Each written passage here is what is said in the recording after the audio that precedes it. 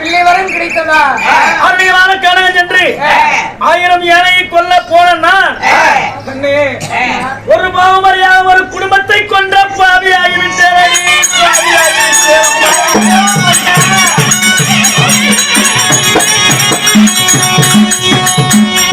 ஒரு பாவம் அறியாத குருபுத்திரனை யானைதான் என்று பானத்தை ஒன்று பிறகு தண்ணீர் ஒன்று சென்று கொடுத்து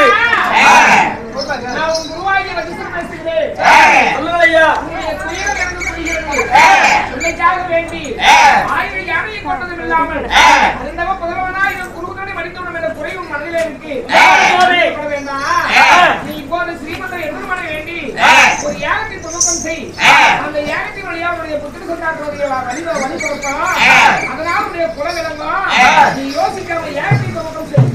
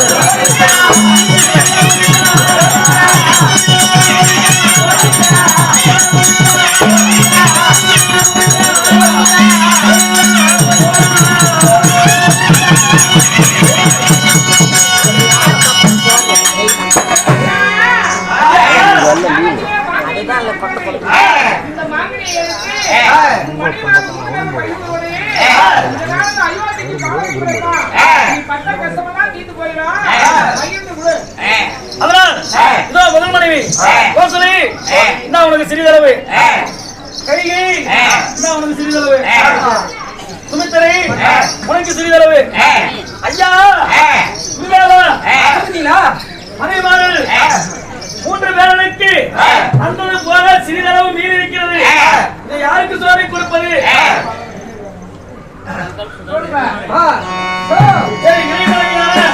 சுமித்தரைக்கே கொடுத்து விடுகிறேன்.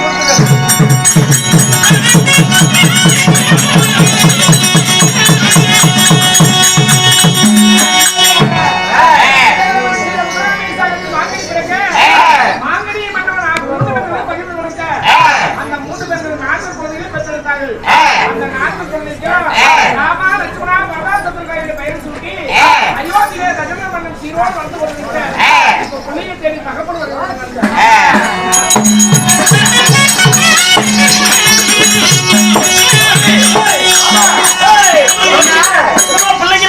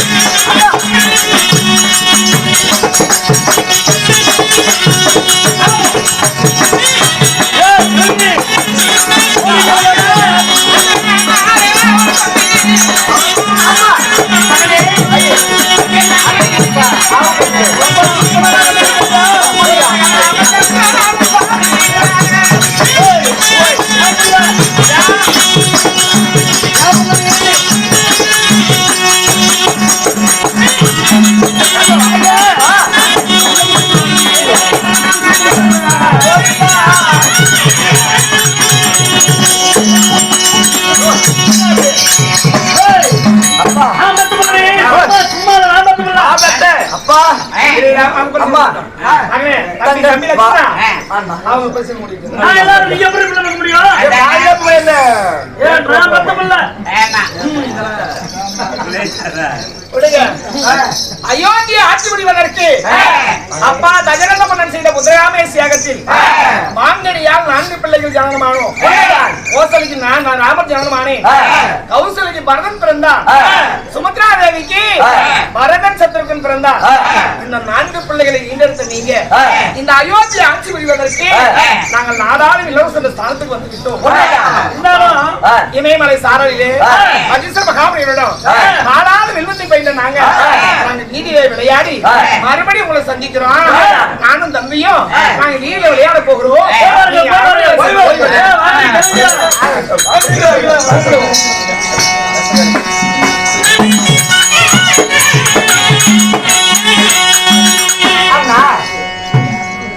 இந்த தேவாவுகத்தில் ராமராக நான் ஜனனமாயிருக்கிறேன்.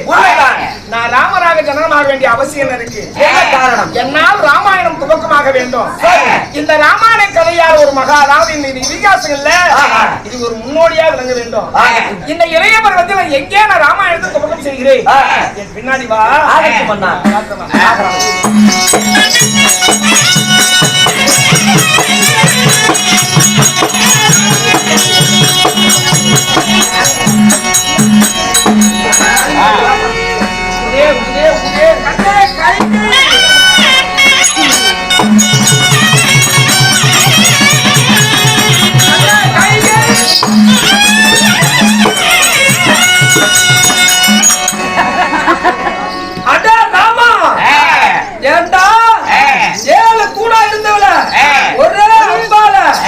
என்னைய கூட நிமித்தம் இல்ல, நீ அம்பால என்ன பழி வாங்கின, உன்ன நான் வம்பால பழி வாங்கல.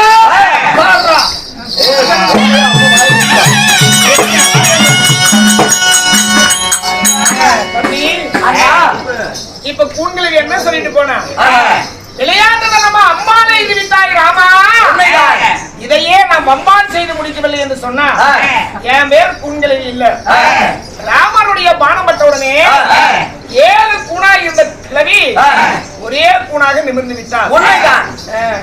இதுதான் ராமன். அப்பா அம்மா அப்பா அதனால கேளுங்கள் மகாஜனங்களே, இதுதான் ராமாயணத்துடைய முதல் துவக்கம். கூண்கிழவி பம்பான் நான் செய்து முடிக்கணும்னு சொல்லிட்டு போயிட்டா. இந்த பம்பை எங்கே துவக்கம் செய்கிறார்? ராமர் வாலிபம் அடைந்து விட்டார். கஜேந்திரனுக்கு மாறாத ஆசை. ராமனுக்கு அயோத்தி முடிசூட்டி விட்டு ஒரு உரிமை. ஆனால் நம்ம அந்த காலத்தை நிறைவு பண்ணிடலாம்னு சொல்லி அவ்வளவு நாள் காத்திருந்த கூண்கிழவி, அதாவது ராமருக்கு முடிசூட்டுன்னு சொல்லி தசரத மன்னன் சொல்லி சொன்ன உடனே ஒரு ஜாம விட்டு மறுஜாம வேலையில் கையேயிடம் போய் சொல்லுகிறார். அம்மா கையேயி, இந்த அயோத்தி ஆட்சி புரிந்தால் பரதன் தான் நாட்டை ஆட்சி புரியணும். ராமருக்கு முடிச்சு விட்ட கூடாது. நீ எப்படியாவது உன் கணவனுடைய போய் மனநிலையை கலைத்து விடுன்னு சொல்லி யார் சொல்றாங்க? கூண்கிழவி கையேயினுடைய மனசு கலைச்சிடுறா. பிள்ளையாச்சே, இந்த அம்மா சும்மா இருக்குல்ல. அயோத்தியில வந்து தசரத மன்னன் அரண்மனையில போய் கையேயி சொல்றாங்க, இந்த அயோத்தி ஆட்சி புரிந்தால் என் பிள்ளை பரதன் ஆட்சி புரியணும், ராமரை காத்துக்கு ஓட்டி விடுங்க. அப்ப தசரத மன்னனுக்கு ஒண்ணுமே புரியல. ஆனா கண்ணீர் விடுகிறார். அந்த அம்மா விடுற மாதிரி தெரியல. ஏன்னா தாம்புள்ள அந்த ஆட்சி புரிந்தார், அந்த அம்மாவுக்கு பெருமை தானே. அப்பதான் இவர் மருந்து சொல்லுகிறார். அன்னைக்குதான் கையை சொல்ற, நீ தேவனாக போயிட்டு ஒரு நாள் திரும்பி நாம் உலகம் வருகிற பொழுது உன் கடையாணிகள் கீழே விழுந்து விட, சக்கரங்கள் விட்டால் மன்னனுக்கு உயிருக்கு ஆபத்துன்னு சொல்லி என் சுண்டுகளை நான் கடையாணியா வச்சு உன்னை பூலா கொண்டு வந்து சேர்த்தேன். அன்னைக்கு 2 வரம் கேளுன்னு சொன்னேன். எனக்கு இப்ப வேண்டாம், எப்ப தேவை அப்ப நான் கேட்கணும்னு சொல்லி அன்னைக்கு நீ சத்தியம் பண்ணி கொடுத்திருக்கிற அந்த 2 வரம். முதல் வரம், என் மகனாகிய பரதன் அந்த அயோத்தி ஆட்சி புரியணும். 2வது வரம், ராமன் அயோத்தியில் இருக்க கூடாது, இவர் காட்டுக்கு தான் போகணும்னு சொல்லி கூண்கிழவி சொன்ன வார்த்தையை கேட்டு கையேயி கஜேந்திர மன்னனுடைய மனசை கலைச்சான். அப்ப அவருக்கு வேற வழியே இல்ல. பிள்ளைய கூப்பிட்டு நீ 14 வருஷம் காட்டுக்கு போடா மகனேன்னு சொல்லி ராமனை காட்டுக்கு போக சொல்லுகிறான். இவர் அப்பா சொல்லிட்டாருன்னு சொல்லி ராமரும் காட்டுக்கு போக ஆயத்தமாகி விடுகிறார். அப்ப சீதையை ராமர் திருமணம் செய்து விட்டார். சீதையை கூட்டிட்டு இவரு காட்டுக்கு போகும்போது உடன்பிறந்த தம்பி லட்சுமணே அண்ணன் இல்லாத அரமனை எனக்கு வேண்டாம்னு சொல்லி இவனும் காட்டுக்கு போயிடலாம். அப்ப சத்துருக்கனும் காட்டுக்கு போய் விடுகிறார். அப்பதான் தாய்மாமனுடைய மாளிகையிலிருந்து பரதன் ஓடி வருகிறார். வந்து பார்த்தா ராமர் காட்டுக்கு போயிட்டாரு. அயோத்தியிலே ராமர் இல்லாத அரமனை எனக்கு வேண்டாம்னு சொல்லி பரதனும் காட்டுக்கு போய் விடுகிறார். அன்னைக்கு தசரத மன்னனுடைய உயிர் பிரிந்து விடுகிறது. இதுலதான் நம்ம யோசிக்க வேண்டிய விஷயம் என்னன்னா, அந்த குடும்பத்தின் சாபத்தை கொடுத்தாங்க. என்னன்னு, அயோத்தியா ஆட்சி புரியல உனக்கு எத்தனை புள்ள பிறந்தாலும் என் புள்ள எனக்கு எள்ளு தண்ணி இருக்கு, எனக்கு புள்ள இல்ல, உனக்கு எத்தனை பிள்ளை பிறந்தாலும் உனக்கு உதவாம போட்டுன்னு சொல்லி அந்த அம்மா சாபத்தை கொடுத்ததுனாலதான் 4 பிள்ளைய தசரதன் பெற்றும் கூட ஒரு பிள்ளை கூட பக்கத்துல இருக்கல. இதுதான் விதி. அதுக்குதான் யார் வாயிலும் யாரும் விழக்கூடாது. எல்லாருக்கும் கஷ்டம் இருக்குதான் செய்யும். அந்த கஷ்டத்தை பகிர்ந்து கொள்ளணும். இதுதான் அயோத்தியுடைய ராமாயணனுடைய முதல் துவக்கம். இவ்வளவு நேரம் வெடிய வெடிய இந்த எம்பெருமானுக்காக வேண்டி அமைதி காத்து எங்களுக்கெல்லாம் ஆதரவு கொடுக்க வந்த இந்த நடமாடும் தெய்வங்களுக்கு எங்க நாடக சபா சார்பா மனமார்ந்த நன்றி. வணக்கம்.